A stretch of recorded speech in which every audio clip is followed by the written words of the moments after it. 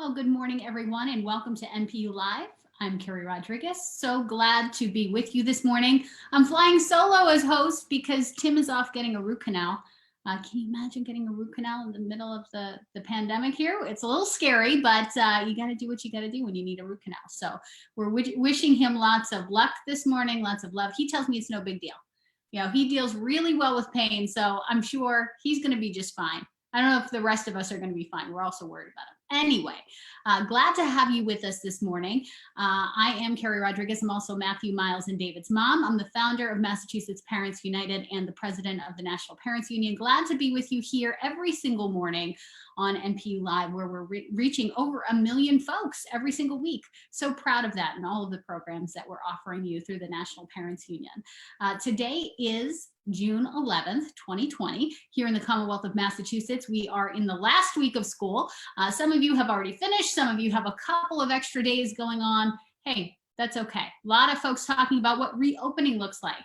Massachusetts Parents United, part of that conversation here in the Commonwealth. We're working with other organizations across the country through the National Parents Union, talking about our Bill of Rights, our expectations, so that organizations all over the place are able to take their seat at the table as parents and present what their concerns and their thoughts are about reopening. We're seeing here in the Northeast in Rhode Island, Governor Gina Raimondo announcing yesterday that all schools in Rhode Island are going to reopen on August 31st with some pretty interesting conditions. A lot of it having to do with masks and social distancing, reduced class sizes, but you know, the devil's in the details. So I think parents have a lot of concerns around what it's going to look like if we are ready to send our kids into an environment that looks kind of scary, frankly, but is necessary to keep them safe. And whether or not we should just be concentrated on remote learning and really making that the highest possible quality we can get it and what that should look like. A lot of discussion about that. We're going to be talking to many folks across the country about their priorities, their concerns, what they're seeing, what's going to make them comfortable. We have another national poll coming out this week. We are talking to parents about race and racism, their reaction to George Floyd, what they'd like to see in police reform, as well as education reform. Because to us, as the National Parents Union, those things go hand in hand. Police violence and educational violence against our children have direct impacts on the cycle of racism and poverty that we see in this country. And now is the time for us to really dig deep and make sure we're having a comprehensive conversation about institutional racism, which is something that is no stranger to us. We're always talking about that. We're going to take advantage of this moment to make sure we're all talking about that by using our incredible groups that are engaged in advocacy across this wonderful country in all 50 states, DC and Puerto Rico. Want to start us off this morning. This is usually Tim's job, but I'm doing double duty this morning. Usually I just get to sit here and listen to the news, but Tim has left us with his news report this morning, talking about an update around COVID-19. Right now we're at over 2 million cases, 115,000 deaths across the country. We are seeing a major uptick. We're again, surge, happening in states that were rushing to reopen because of economic pressure that they were feeling, not necessarily trusting the guidance of public health officials, but instead, we saw about 2-3 weeks ago a lot of strange, outpouring of folks with AK-47s demanding reopening because they wanted haircuts. And now we're seeing the result of that is an uptick and a surge in many of those states. So we're going to be watching that closely. Arizona, Florida, the usual suspects that we were talking about, saying, I don't know, guys, I don't know if you're ready for this, if you got this covered, but they were saying, nothing to be afraid of. Now you're going to have to deal with the consequences. Hospitals dealing with surge capacity there.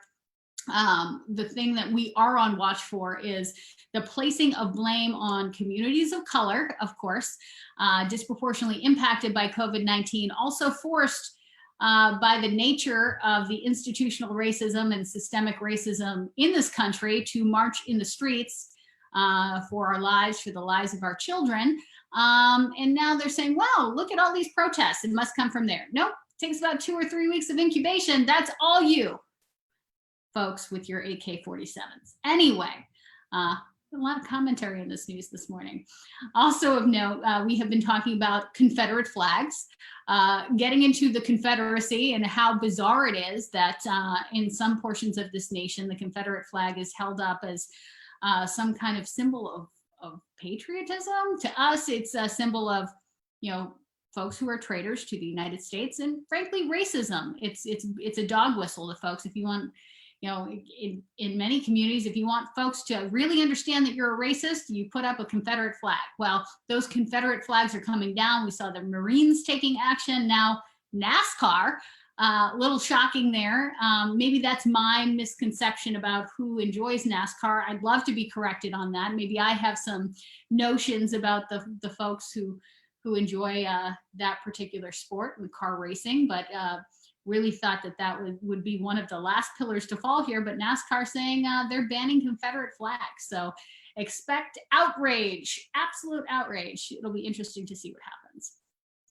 Also of note, Tulsa police, and big shout out to our delegate Nehemiah Frank in Tulsa, and all of the incredible work he's doing there as the publisher of the Black Wall Street Times and just in the street getting folks organized. Tulsa police have released body camera footage from 2 officers who arrested a Black teenager and handcuffed a second for jaywalking last week. Once the officer reached the teenagers, one officer can then be seen forcing a teenager onto his stomach to handcuff him while holding him down with his arms and knees. The second teenager also handcuffed but doesn't struggle and remains standing. The teenagers can both be heard repeatedly asking the officers why they are being detained and handcuffed, and the teacher being held accuses the officers of targeting him because he is Black, saying, "You want to see me in jail or dead." I don't even know that jaywalking is an arrestable offense. Is it in Tulsa? We're gonna have to check in with Nehemiah, but isn't that something you get a ticket for? Isn't that, what do they call it? Civil infraction? Like, how do you get arrested for jaywalking? But in some of these systems looking to arrest folks for literally anything, especially Black and brown folks. And it's just, these things are gonna be held up. These ridiculous examples. And I hope that we do not get tired of this story. We are going to continue to talk about it because the National Parents Union is talking about these issues every single day. As mamas and daddies raising Black and brown children in this country, we are going to continue to beat the drum about inequity in all systems across our society. And we're going to continue to talk about these stories until there are no more stories to talk about when it comes to this. But also in Tulsa, I don't know if this should come as any surprise, but also hearing Donald Trump is going to be holding a massive rally on Juneteenth in Tulsa. We are definitely going to have to check in with Nehemiah to get his perspective. I know folks are organizing. That is going to be a pressure cooker situation. I tell you, if Donald Trump is bringing out his supporters, and folks are out and in the street and saying enough is enough, if we can keep up that momentum, and hopefully we will, it's going to be a tough situation with the president there. And it's just so ridiculous to do it on Juneteenth. He probably has no idea. Like, honestly, he probably has no idea what Juneteenth is, how disrespectful he is, and to do it in Tulsa, the site of the Black Wall Street massacre. I mean, it's just, I don't know. It's either profound ignorance or just blatant white supremacy and racism. I don't know what it is. I don't know what that man is thinking. I've stopped trying to figure it out. But what I do know is that it's going to be a massive problem and cannot be allowed to stand. So we'll be watching that closely. Also in the news, unemployment claims up by 1.5 million this past week. I know there were some shocks. We were predicting that we would have about 20% unemployment in the country, and I think it was only 13.5, which I don't think is cause for celebration, but continuing to see upticks overall in unemployment claims to the tune of 1 to 3 million per week. We want you to make sure you are checking into the National Parents Union live broadcasts all week long. Really critically important if you want to stay up to date, keep your heart in check. Make sure you've got the information, you're connected to parents. Keep yourself sane in your own house and in this world, which is just kind of crazy. I got to tell you today, a special edition of Dad to Dad at 4 p.m. I love Dad to Dad. I love to hear fathers talking about their issues, doing it with an open heart. It's a really special program that I love. And it gives me perspective too as a mama about how important dads really are and how critical they are to have, that lens and that perspective in the lives of our children. So I love hearing dads speaking truth, speaking from the heart, and it's just really, it's an appointment. You want to put that on your calendar for 4 o'clock this afternoon. Also tonight, we love it. Speak Your Truth. Vivette Dukes coming to you live from New York City, 7:30, talking about the perspective of families with family members who are formerly incarcerated, parents who are formerly incarcerated, a unique struggle there, but a lot of commonality with parents everywhere. They're not an afterthought to us. They have a seat at our table, and we want to hear their perspective and learn from them and what their struggle is, so we can show up for them in solidarity. So love to hear from Vivette Dukes and Speak Your Truth. That's tonight at 7:30. And if you have any thoughts, any ideas, something you want to share, you want to be a guest on this program, you can do that. It's super easy. Just send us an email, info@npunion.org. Excuse me, that's not right. info@npunion.org is right. Forget what I just said. That's correct. See, I'm used to having Tim here to correct me. I'm lost at sea without him. We will get through it. And thankfully we will get through it because we have some extraordinary guests today. I'm really excited about our lineup. We are going to be speaking with Sharonda Not Dawson, who writes for Education Post. She's a thought leader across this country from Chicago. We'll be speaking with our dear friend, David Knock Daniel, who is a founder of an incredible organization here in Boston, Massachusetts, Boy with a Ball Boston. And he is an incredible leader and a wonderful father. I'm excited to talk to him, but we're going to start off our morning speaking with our good friend, Colin Seale, who is an award-winning author. His book sold out. Thankfully, we've got more copies of it. You're able to pick it up. Colin Seale joining us from Las Vegas, Nevada. Colin, welcome to the show. So glad to have you with us. How are you doing, my friend? Good to see your face. Good to see you as well. I'm doing. Been a lot of work, been a lot going on with the family unit and everything. So I'm really glad to chat today. I've been relegated to my 4-year-old Oliver's bedroom. So, he might just come in here and reclaim his space, but that's just the way we roll, man. Right. Colin, I'm going to tell you, last night, we had a little bed dose show happening here. So, we got 5 boys between the ages of 7 and almost 13. A lot of boys happening here. And, a little crankiness, a little rumbling happening. So we had to split up a little bit. We had 2 boys in with daddy last night. I was sleeping on a bunk bed. You got to just get in where you fit in sometimes, go to sleep. Exactly. You just got to do what you got to do sometimes. So I feel you on that. But let's check in with your heart and with the fam first and foremost. How have things been? This is week 13 of the quarantine. How you been through it?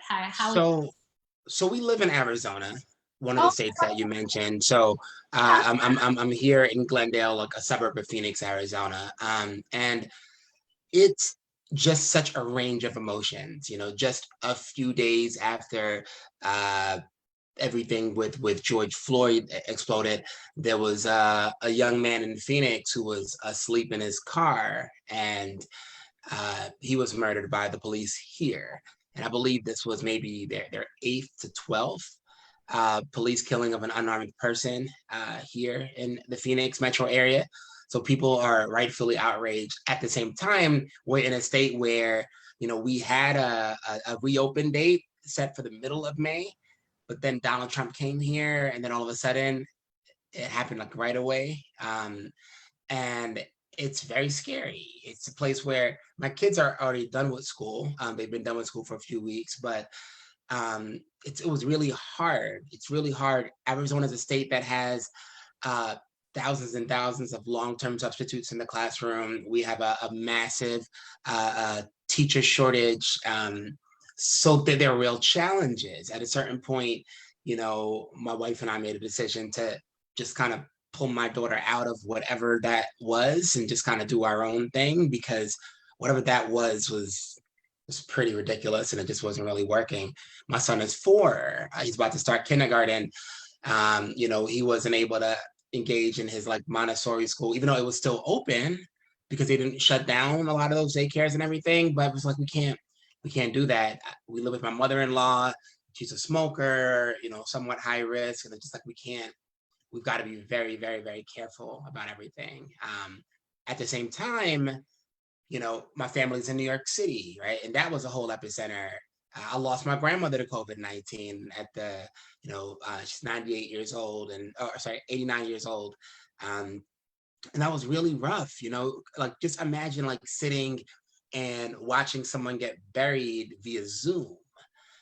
At the same time as all of that, there's also been a moment of joy, a moment of reflection, a moment of hope.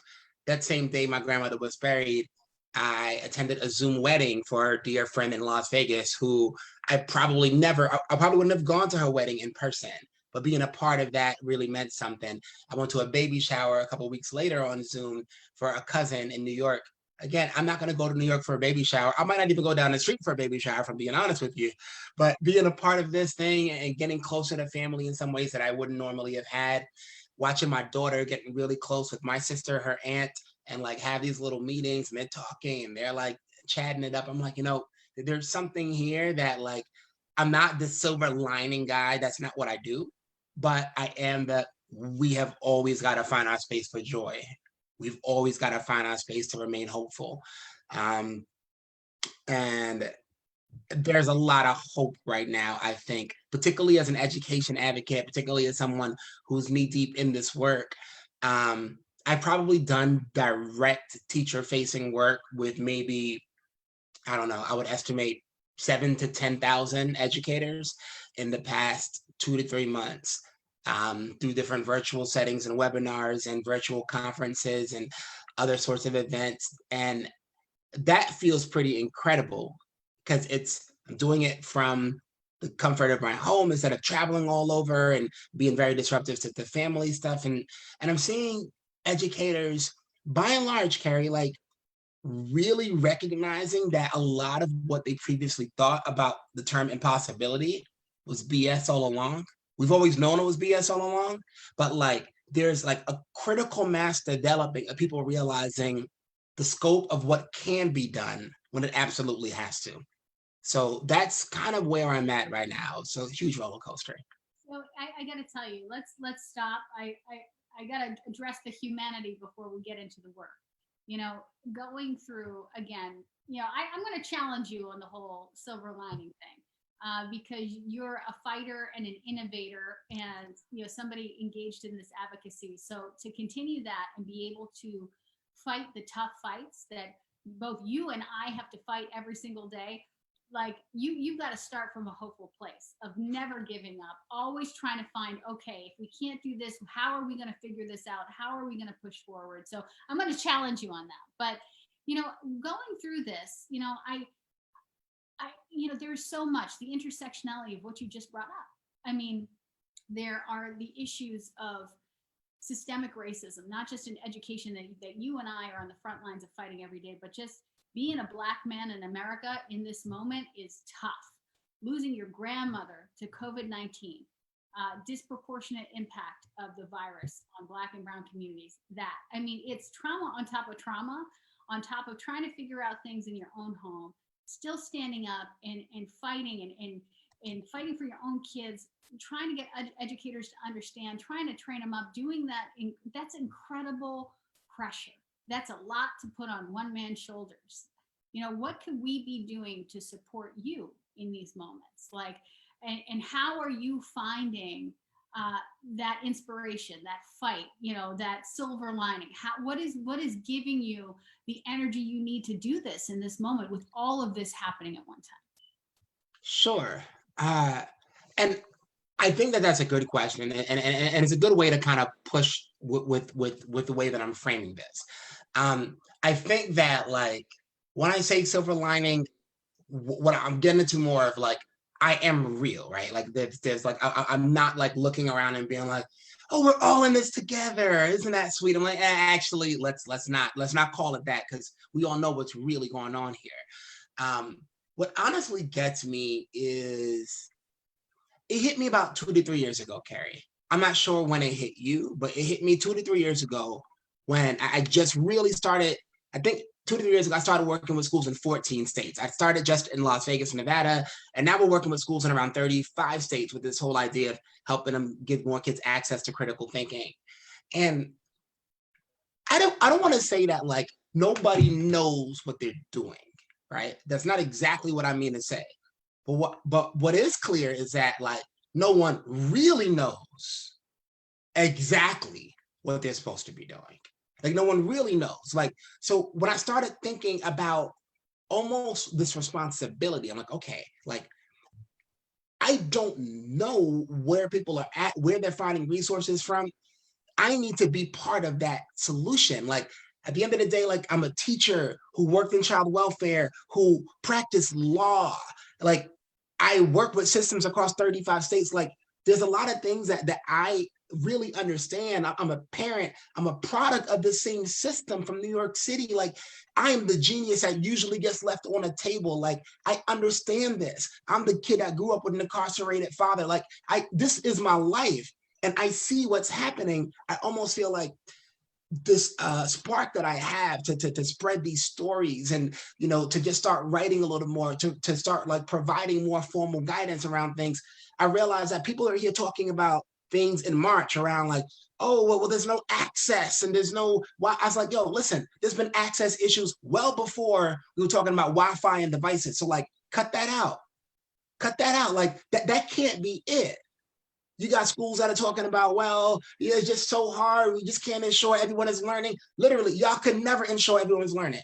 In fact, if you look at the data, the one thing we can be clear of is that for a certain category of kids in this country, Yep. this was not happening. You had direct evidence this wasn't happening. But all of a sudden, this has become a barrier to do anything. So like, there's like a truth and reconciliation moment I think that we all have to step back and face. And like, I've been kind of digging into that. I'm like, all right, we are forced in many ways to think about like learning as an outcome very differently. But really, we should have always been obsessing with learning. Who cares about it? Like, are students learning or not? And if they're not, what does that mean for you as an educator? What does that mean for you as an education system? Where's the fire under the belly? Like, and I think parents across the board are listening in to their kids' teachers and be like, what are y'all doing? What the hell is this? What is this? And I think that's why they've been afraid all along, Keri. Like I really feel like, this whole thing about like really engaging parents proactively, they never really wanted that smoke. They never really wanted to have that level of exposure. Come help out with the bake sale though. Come assist with the school carnival. But like don't let us expose this massive ridiculousness that's been going on in our classrooms for generations, because then we might actually have to do something about it. Mm-hmm. So that's kind of where I'm at. I'm like, it's kind of like a privileged responsibility to like shine a light on these things and help provide practical guidance for these times. And in critical thinking, when it comes to big systemic change and having that mindset is critically important. That's why I think overall, the message you bring about critical thinking transcends just the typical work that you usually do with educators in the classroom. It's what's called for in this moment. And we all need to start thinking critically. And so I want to ask you this. This is my final question for you. And we're going to give all the details where folks can kind of check out, how you're working with educators to get them to think a little bit differently, think deeply, like this work that you're talking about, transforming the mindsets, is really the hat I want you to put on for this question. Because I got to tell you something, Colin, I'm really worried about our mindset right now. And this is the conversation I'm going to be pushing over the next several months. this mindset I'm hearing coming from all, like, what, whether it's teachers unions, it's education policy experts, it's all of these folks, it's our elected officials, this mindset that our children are broken. They are so broken beyond repair. We cannot expect much of them. They've been through this unprecedented trauma, and our babies can't be expected to learn. They can't be expected to achieve proficiency. They can't be expected to excel in any way because they're so far behind. They haven't learned anything, as if, nothing has been going on at home. They may be learning differently. They may be academically behind, but the idea that they have been learning nothing over the last several months, to me, is very bizarre. But if we're approaching all of this, educational recovery, re-entering, re-emerging, innovating in education from a mindset that our babies are broken, and we have lost a generation of kids who are so traumatized by this loss of learning that they're never going to catch up. I want to hear people saying, like, this is tough, but let's get to work. This is the work of educators, to figure this stuff out, not to give up on our kids, and to approach, especially kids like yours and mine. Like, I can't afford, they had already given up on my babies and didn't believe they were, capable of proficiency, let alone excellence.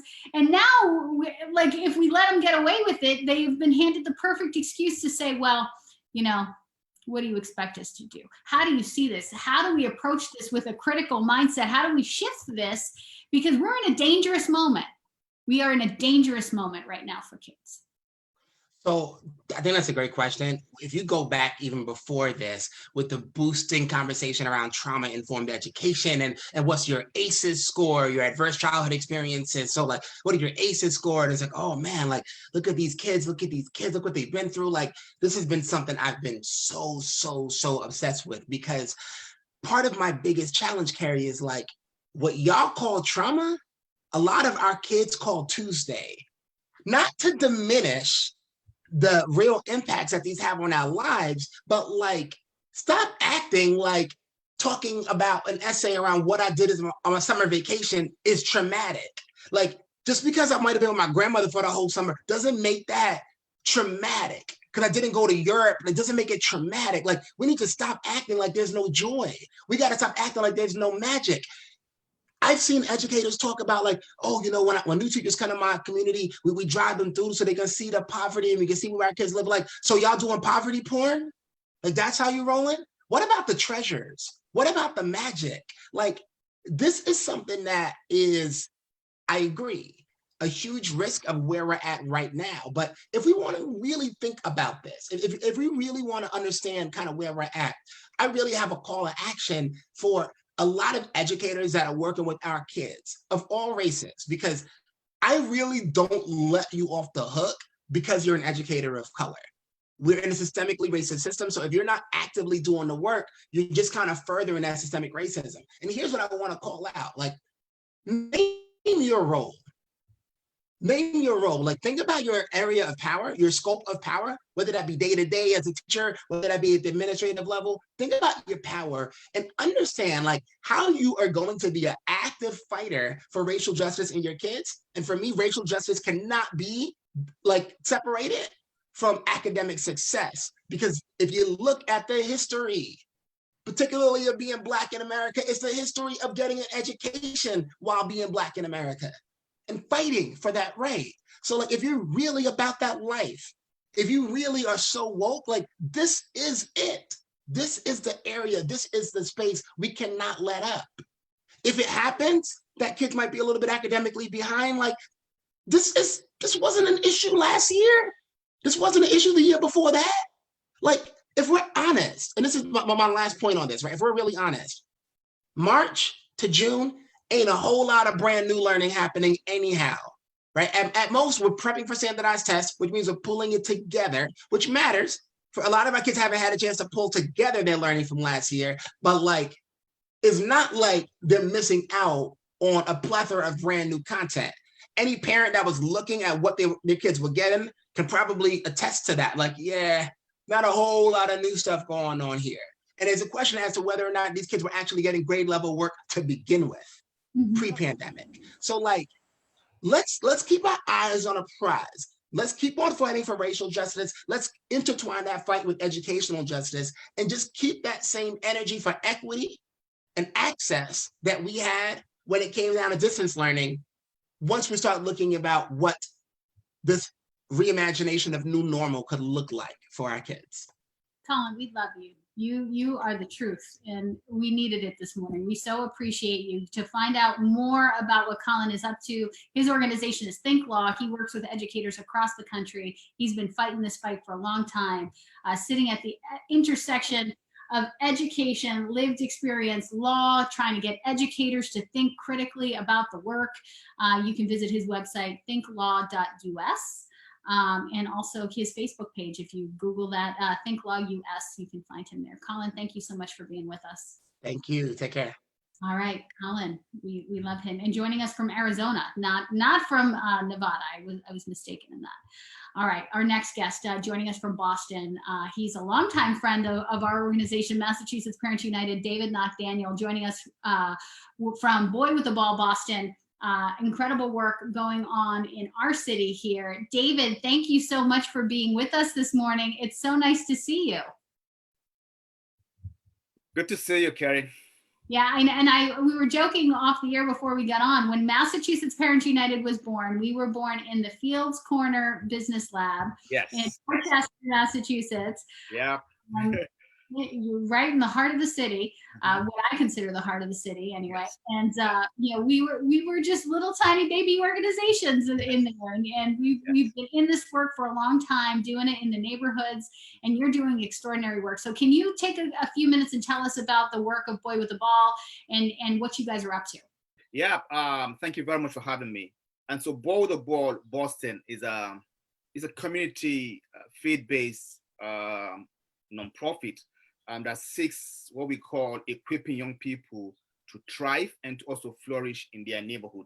And I also want to just give kudos to Colin. He did a phenomenal job laying a foundation for what our community need and just naming those things for me. Thank you very much, Colin. But again, so that's where Boy with the Ball is coming. It's giving every young person in our community, a disenfranchised neighborhood like ours, an opportunity to thrive and to also flourish. We believe that when we go into those neighborhoods, we are humbly going into those neighborhoods, approaching the community, as it were, with a heart that is open to learning, to listening, but also viewing ourselves as servants that are coming into that community, where we're going to treat every individual with dignity, with respect that person deserves, so that they can become a value and also an asset for their neighbors. And so when you ask the question, who is your neighbor? How do you treat your neighbor? Your neighbor isn't somebody who lives in Nevada, who lives in New York. Your neighbor is your next door neighbor, even your person you meet on the street. And so for our community, we have lost what it means to be our neighbors, because we have created a facade of not a clear understanding of who we really are called to really love ourselves well. And so that's kind of where we are coming in, helping our community do some of the things we do. I'll probably go on to tell you the approach we take, but let me stop at this point. Yeah, David, I just love your leadership in these moments and how you bring your heart to this work. I approach this work as the result of my faith as well. God puts us on a path, and it's not always easy, and sometimes it's frustrating, and sometimes it's slow, but this is the work that God gives us. And so many of the parent organizations we work with the National Parents Union, and that we're connected with in Massachusetts, it's not glamorous work, it's slow work, but it's, God, I feel like God speaks to me through people all the time and puts us on the right path so that we can do his will. That's my approach to this. Otherwise, I might give up, but I know, this is the path God has given me. But, as you approach this, it's a really hard moment, David, and, I think, the work that we both have been doing for a very long time in the communities has set us up so that we can help and be of service to so many families. But I want to ask you, because I think it's really important. You're a doer. You rise to the occasion. When there's a problem, you jump in and you help and you serve and you stay connected, and it's so critical right now. But how are you doing personally at this moment? Like, we're having difficulties in our society, struggling with systemic racism, which we see every day. We're seeing difficulties with health and safety, all of this, and everything. Violence is not stopping in our neighborhood, all of these things. So how is your heart in this moment, and how are you getting through this? Yeah, thank you very much for asking that question. So I have wrestled in the last 3 or 4 weeks with so prior to the pandemic, I was doing well, kind of loving what I was doing, going to the community, building friendship. And then the pandemic came in, and like you do know, we in Dorchester, Mattapan, Roxbury have been hit the most with this pandemic. So I've been thinking, how do I bring hope? Because for us that are leaders, we need to be able to lead in hope. We need to be able to give our folks that, yes, we can get out of this. I think to Colin's point too, when we lead in hope, then the people following us begin to understand that there's hope in this whole process. We're going to get out of this, but we can only get out of this and when we come in together. So my heart has always been, how do I build friendship and build community with people, like-minded people who understand what is currently happening, but also see an opportunity in the midst of this uncertainty. Because what the enemy will do is to make sure that we don't rise against the occasion. And so I've been kind of building a relationship with people and say, what can we do in a time of uncertainty? We have to be able to clear a clear path so that we can come out of this more stronger than we were before we even came out of went into the pandemic. And then just 2-3 weeks again, this whole exposure came. One of the things I did observe again as I reflect on this is it brought for me trauma, anger, but also it exposes the brokenness of the system to light. So everybody is able to see it now. And the question I'm asking myself, just even my boys, is that I'm exposing them to our current reality. We just watched this movie, Just Mercy, with them and just helping them understand. Ryan, yes. I told them, this is the reality. You are Black, so whatever you need to do, you're going to do 10 times because the system wasn't made for with you in mind. So before you're even considered a citizen, you're a suspect first. So how do you begin to engage? So it's that become a dialogue with my boys and helping them understand that they have to do all things well. But again, what this has also done for me is they're asking the question, but all of those people did the right thing, but yet I say, yes, they did the right thing. I'm crying, I can't breathe, for instance, but yes, somebody is still stepping on his neck. So what do you want me to do, Daddy? And these are questions I don't have answers to. And that's why I'm building friendship with people who understand this, that we can get out of this mess together. It's going to be a messy thing. Reconciliation isn't easy. And that's why on both sides, nobody wants to go into it. And I think so we need to be able to bring folks that are uncomfortable in talking about this, and those who are so comfortable. Let's come to the table, what I call the planning table. Let's all come to the table and have dialogue where we're listening, not defending ourselves. I've learned this phrase that when you listen to understand, and when you speak to serve. And so these are my 2 principles when I go to any conversation. What am I listening? Am I listening to understand? Am I asking the right question? When I speak, I'm not defending myself, but I also believe that the person who is also listening should be able to develop an empathy from where I'm coming from. Not to say, oh, you're wrong, you weren't there. None of us was, again, to a large extent, our grandparents were the ones that went through that mess. But it's unfortunate that we're getting into this mess. We're even seeing it with our children seeing the mess that we probably told them 50, 60 years ago that is still happening. I think it's a shame to us at this time. David, I want to ask you about that and the service piece, because we all should be listening right now and listening to each other and providing that support and solidarity in these moments so that we can be of service. I think it's really important. Yeah. From the families that you talk to in the communities that you serve in Roxbury, Dorchester, and Mattapan, what do families tell you they need? How can we be of service to these families? How can we further support them in this moment? What are they telling you? So I think what people are, again, I didn't talk to a large people, I talked to a few people. One of the things people people of color are telling me is that they want to be listened to. We haven't listened to people of color. So when we have not given an opportunity to even speak in the first place. So when they go into conversation, we already have defined what we expect of them, or we already know what they look like. We already defined. So what they are asking is that I need to be listened to. I want to be given the agency to speak the mess and to speak the way I want to speak, because we have a stereotype that every Black person must speak in a certain way. And so what they're saying is, I need to go to a conversation with you. I don't have to speak all of those big languages or big words that you're saying. I don't need that. What I need is that, will you see me as a human being? So that's where they're coming from. And then two, they're also seeing the opportunity that our neighborhoods are desiring for especially Dorchester and Roxbury, is that how do you even fight to get access, equity of resources that ordinary we don't get?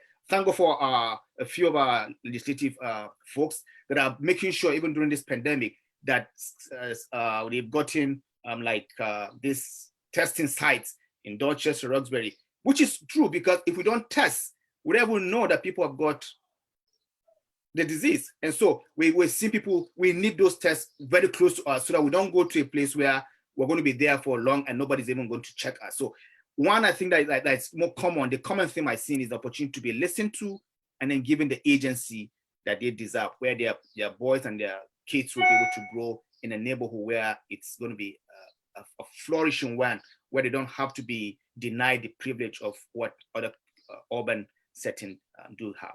And I think what you said, that I think is really important is that it's not just one conversation.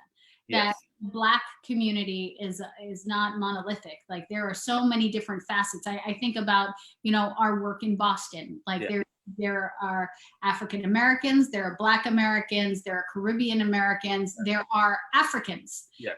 The African community has its own voice. Every one of these communities have their own voice. Yes. And they all should be heard.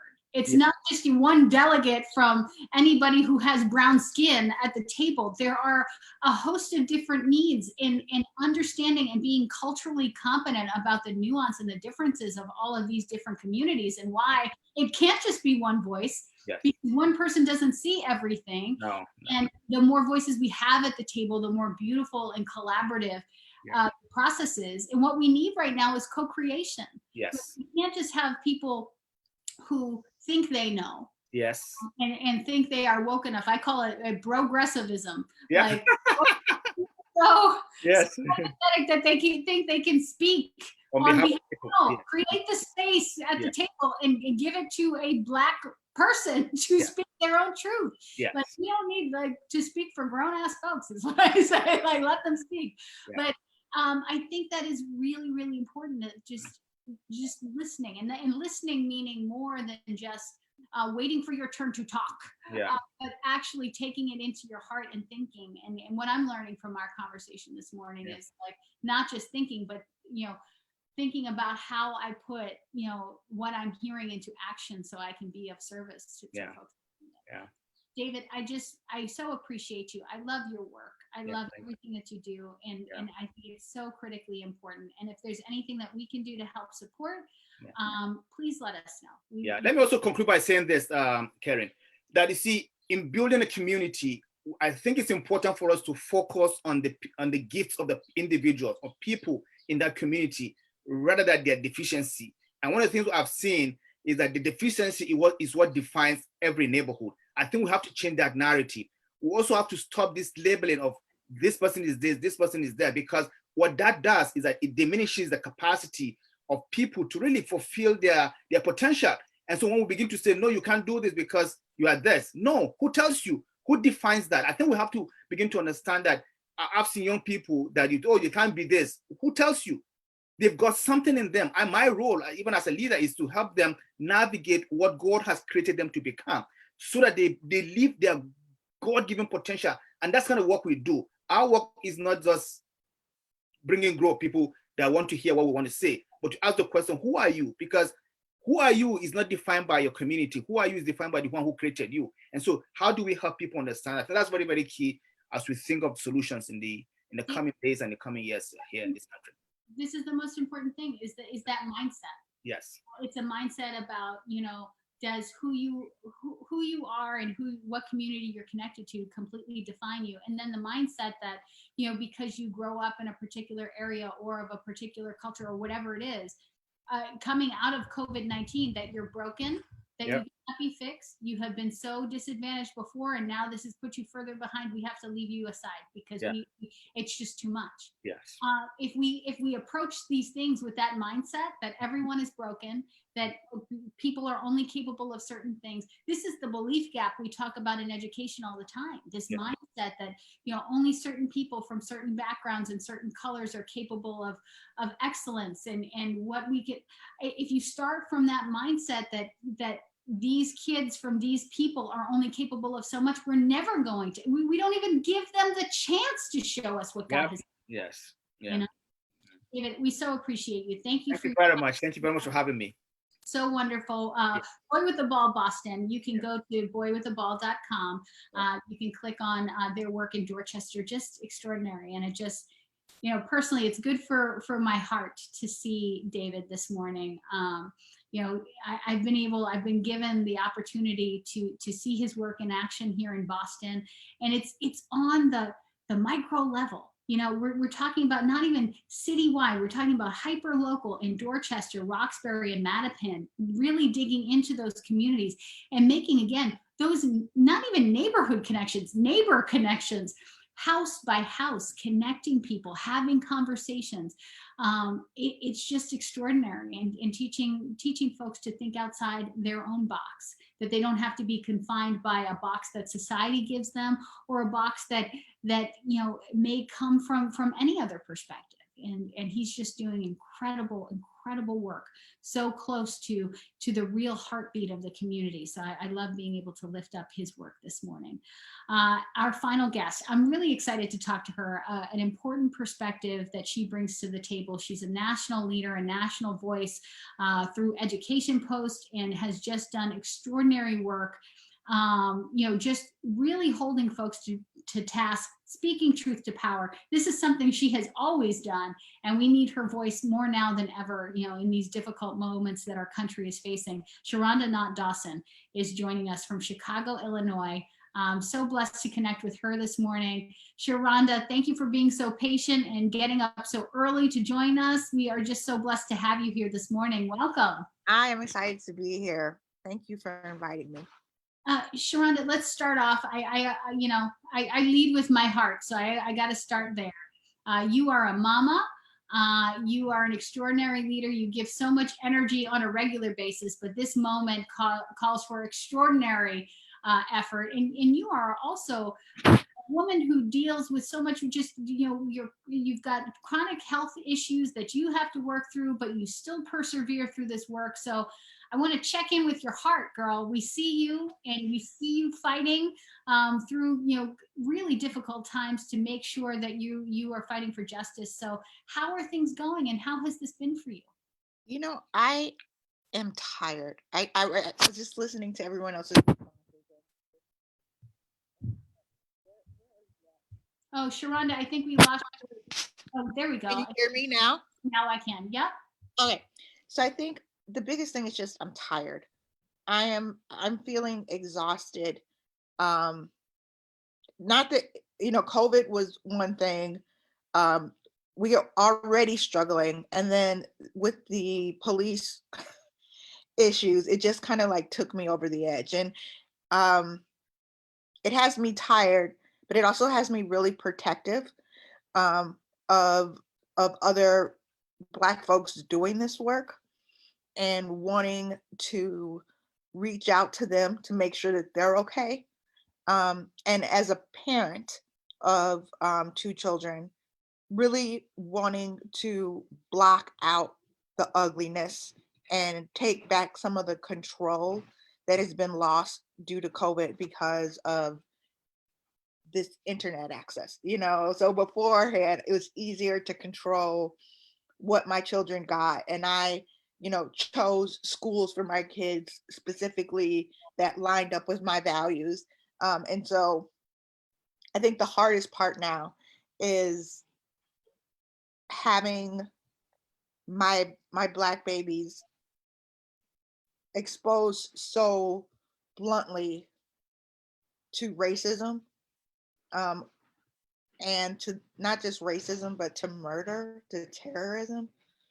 And so, yeah, so I've just been really struggling to figure out how to get back some of this control as a parent and for my community, because seeing it's a form of trauma, like not even trauma. Like I keep thinking like September 11th, they don't keep showing people falling out of those buildings over and over and over again because it'll fuck you up, you know? So what does it mean to keep showing Black bodies being murdered over and over and over again? And so I'm really trying to come up with comprehensive solutions and strategies that build Black people up instead of tearing us down even more.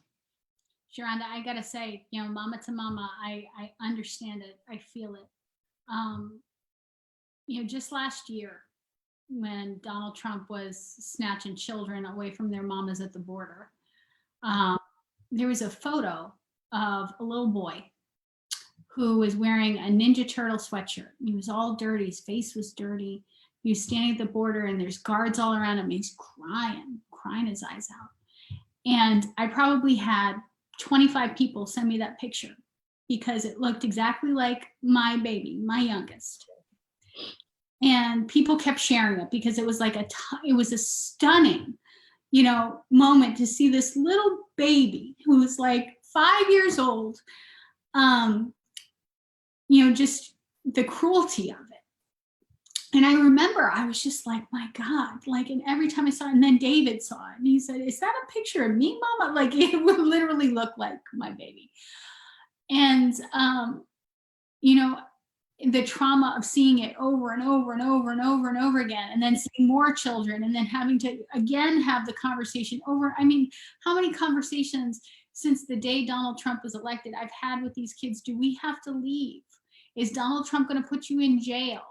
Mama, you know, should you not talk anymore because Donald Trump doesn't like, you know, brown people and your last name is Rodriguez and now everybody's going to know about you, and do we have to leave, and we don't know anybody in Mexico because we're not Mexican, so what does that mean? Like, where are we going to live? Like crazy conversations. So it's like I don't even know what to say, you know, like, and you in the Black community, like watching a lynching, yeah, video over and over and over 400 years, like, girl. I've really been trying to channel the energy and the knowledge of our ancestors, because again, it's 400 years. This isn't new. You know, this isn't new. The fight for educational equity isn't new. Fighting against police brutality isn't new. But what is new is the agency that I think Black organizers have to step back a little bit. And I keep stressing that with my friends because so much of us, like so many people that are organizers are like, go, go, go, go, react, you know, respond, react, respond. And I see us burning out, you know, and I see COVID is still there. That's there. And so we're reacting, going to protest. And then if you get sick, you're going to end up at this hospital where they may not test you, and you're going to have to deal with racism here. I mean, it just, sorry. I don't want to always be reacting, you know, and there's times, and I feel like this is one of these times where we need radical love and radical grace for one another, right? And so for me as a parent, what that looks like is I want my Black girls to have joy. And there isn't joy on television right now in the world. So how do I create that for them? That's the gift I want to give my Black children. That's important to me right now. Which is they're staying up later than they normally do. They're getting to play Roblox more than they normally do. We're letting them play in the mud, you know, but it's part of this work. Part of fighting against racism is giving Black people joy and Black children joy and happiness and rest as well. And so I see so many kids and I just think I'm like, how can we do something? And I'm like, man, I'd love for Black children just to register on Amazon for, or not Amazon or wherever, a toy that they want or a book that they want, and somebody can give it to them and it could be like Christmas, you know? Like what if we provided love as a strategy and joy as a strategy, in addition to the fighting that we have to do and that we'll keep on doing. Yeah, I think that's the first part. And the second part is, as a parent of Black children, even before I had kids, I knew I had a strategy, an anti-racist parenting strategy, right? And my theory was asset-based Black history, right? And so if we start Black history at 1619, we're starting in slavery and we're already at a deficit, right? So I'm like, I'm taking my kids back to Kemet, back to Egypt, 3500, BC, and we're looking at the totality. And that way they can see, in terms of our longevity as a people, where we're at now is just a small fraction of our history, right? And I'm hopeful that seeing that we have been free before, that we have led countries before, that we have been educating people before. We had Timbuktu, one of the largest Black universities in the world, was in Africa. People from all over were coming. Will open their eyes to the possibilities that exist outside of just what we see now. Because if all we see and our children see is this box of America, what we have right here, and we're trying to stretch out this box, then it's not enough room, it's like, and so I'm like, I want you to think all over, right? Like, Love that. I love that. What else? And I think, yeah, and our kids, and I have a child who's on the spectrum. And one of the things I love about her is that she thinks completely different than me and my daughter. And it's different and better because she's like, usually in school, it's like, repeat, respond. And she really sits down and thinks about things. And the solutions she comes up with are wonderfully diverse and creative. And I just keep thinking, we need some neurodiversity in education right now, because if all we can see is teaching on Zoom, right, as a way of connecting, then we're going to be in trouble, because not everybody can connect that way. And our schools have been so test driven and obey and not create, that we're seeing children that can't be creative, and parents that can't be creative, and policymakers that can't be creative. And so I think, again, the diversity there, yes, it's Black and brown parents, but it's also people with neurodiversity and physical diversity to come in and have a seat at the table and say, let's look at how this will work for all of us. I love this. And I, as a mama of a little boy on the spectrum, I totally get it. And the different perspective, there's like 10 things I love about this. First, not starting from a place of we've always been down and one day we will have our day in the sun. We just have to figure out how to get there. That we got to blow that up. Like starting from a place of we were the leaders of nations, and the thought leaders, and we are excellent and have been of excellence always. And while we have struggled during a period, we will once again rise, and we know how to get there because it's in our DNA. Is a much more powerful place to start with, and I get excited about that. I love that mindset switch. But I got to talk to you about mindset in this moment. And that's kind of the theme. It's stuck in my head today because I'm looking in my email box, and it's a ton of as educational experts say, our kids are so far behind, we're never going to catch up. We must cancel all testing because it might show that our kids are never going to be proficient, and we shouldn't even try to get them proficient because they've just been so traumatized. I got to ask you this mindset perspective, because I think what you're saying about we've got to tear down that box. We got to throw the whole damn box out. Box doesn't work. We knew it didn't work before. It really doesn't work now. But I see so many people in the education community. It is infuriating. I'd love to see some of us start building a chorus saying, our children are not broken.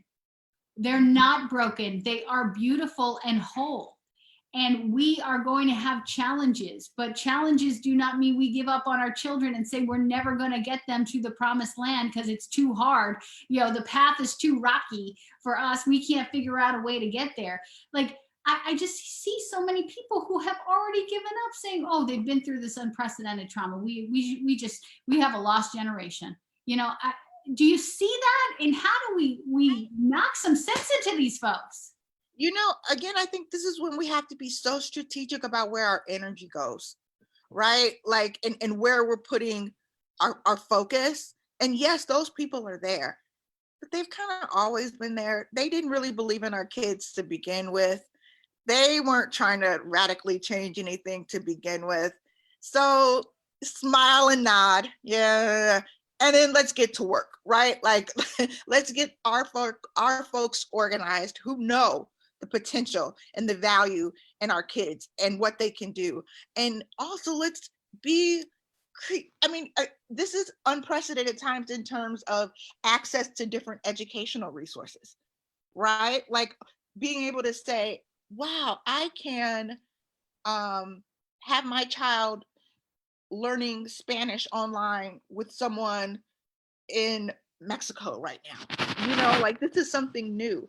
And my husband has been really taking the lead on this, and I love it. Is that school, because we've been having school at home, it's like school is over. And he's like, no, it's not over. Now we're just in summer school, homeschool, right?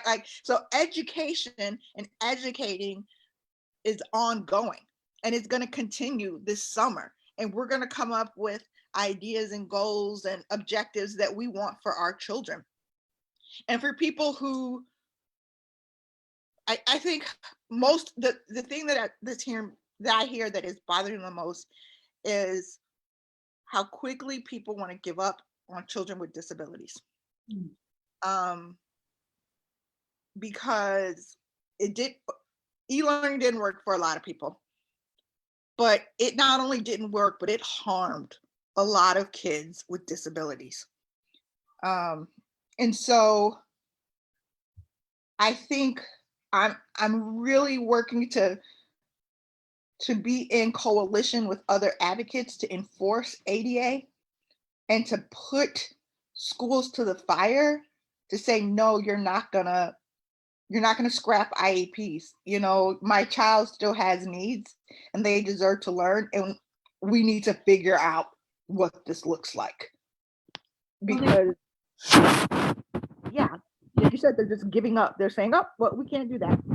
I need to hear you speak on this, and our time is getting short, but I gotta get your take on this around reopening. I have seen, in Wyoming, all across, this rush to reopen schools because we gotta jam children with special needs back into those because they're losing too much. Even if it's unsafe, even if it puts their health and safety at risk, it is special needs children. It is Black and brown children who are being used as guinea pigs, saying, well, we got to just shove them back in there. We don't know if it's safe or not. We don't know what the conditions should look like. But, we're doing such a lousy job, with remote special education that we just got to shove them back in the classroom. Health risk be damned. Like, the equity or the inequity and the injustice in that, like, where is that conversation right now? I think it's happening with you, and it's happening with we got to get you here. Sorry about that. And it needs to happen more strongly with parents, because I'm in a number of groups with children or parents who have kids with IEPs, and we're all pissed.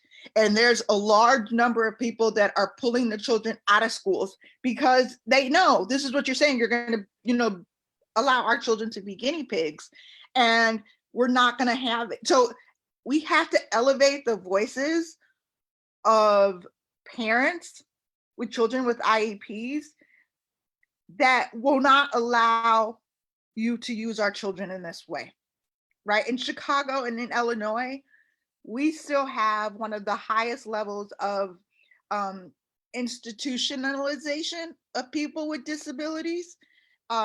And so what we're seeing is the COVID crisis is really affecting people with disabilities and developmental disabilities disproportionately because of our housing policies and the way that we other people and we discard people and don't give them, access to designing their own way of how they want to live. And so we can see what's happening already and what they've done and what they do and how they feel about people with disabilities. And it's up to us to say, no, the hell you won't. Like, continue this and try things out with my baby. But I also think that puts a little bit of responsibility on the parents and on advocates to come up with some solutions. Well, if not this, then what? What does it look like? What does my child need? What would be a good idea? But it has to be a conversation with all of us at the table. And I want to leave it there because I think that's the critical. We're not going to be able to solve. I don't even know. As a mother of a child with special needs, I don't know everything, but I know my child's context. I know what my child is capable of, not capable of, how they interact. I'm really well informed about what real life is like. Yeah. It's not just theory and concept that I cooked up in grad school. Like, I have real life lived experience about how this policy you're considering is going to play out, and you should have us at the table. So I got to say, parents of children with special needs are not an afterthought for us at the National Parents Union.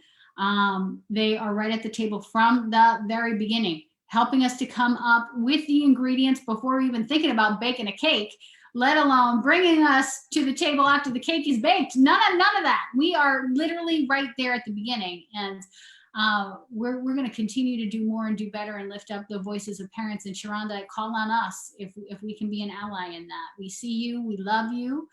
We want to take care of you because we need you so much. And I know that, the burden that we put on Black women in these moments is deep. And so I appreciate you sharing your time and your heart with us in these moments. If there are ways that we can be in service to you and your work, you call on us and you let us know. But please take the time, let others shoulder the burden where we can for you, just to give you that deep breath, because this road is hard and it's a marathon, not a sprint. So just sending you so much love in these moments. Thank you so much, Keri. All right, we love you. All right, and there we have it. Sharonda Knott Davis joining us from Chicago, Illinois. Thank you so much for being with us today on the National Parents Union live broadcast. Packing a lot into this hour and 15 minutes. Sorry we went a little long there, but I think it was worth it to have this extraordinary conversation with a couple of, again, incredible organizations, advocates, leaders, folks. They're out there. We're out there doing this work in the communities. We are so connected to the people that really need voice and advocacy and to be able to speak truth to power. And that is the work of the National Parents Union. And that's what we try to bring you every morning. So we're so grateful you're with us. Again, if you'd like to join us on this program, if there's something that you would like to bring to the conversation, you can email us at info@npunion.org. We'd love to have you. Or share this broadcast. Share it with somebody who needs some solidarity, somebody who's out there doing the work and feels very alone. You're not alone. We have your back and we're with you. So we'll see you again tomorrow. Thanks for being with us today. Have a great one.